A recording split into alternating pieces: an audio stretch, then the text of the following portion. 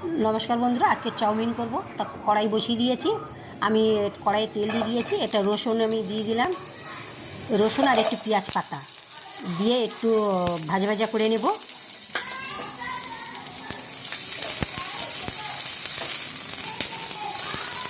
এখানে 100 gram chicken আমি ছোটো ছোটো করে কেটে নিয়েছি, এটি চাউমিনে দেবো বলে দিয়ে ওর মধ্যে একটু ভাজা ভাজা করে নেব। লাইট সয়া সস ছোটো চামচের 1 চামচ,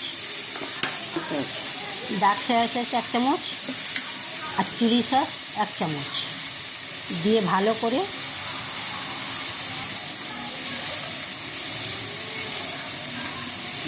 করে নেড়ে আমি ওই চিকেনটার মধ্যে দিয়ে দেব, দিয়ে ভালো করে ভাজা ভাজা করে নেব যাতে চিকেনটা সিদ্ধ হয়ে যায়। এবারে বিনস আর একটা পেঁয়াজ দিয়ে দিলাম।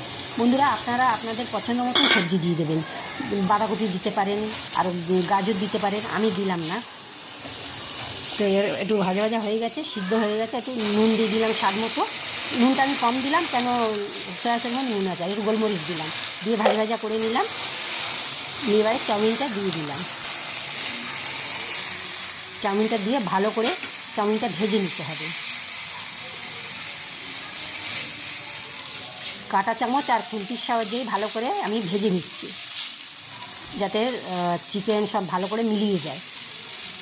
তো বন্ধুরা, এরকম করে খাবেন, খুব ভালো লাগে, ঘরের করা খুব টেস্ট হয়।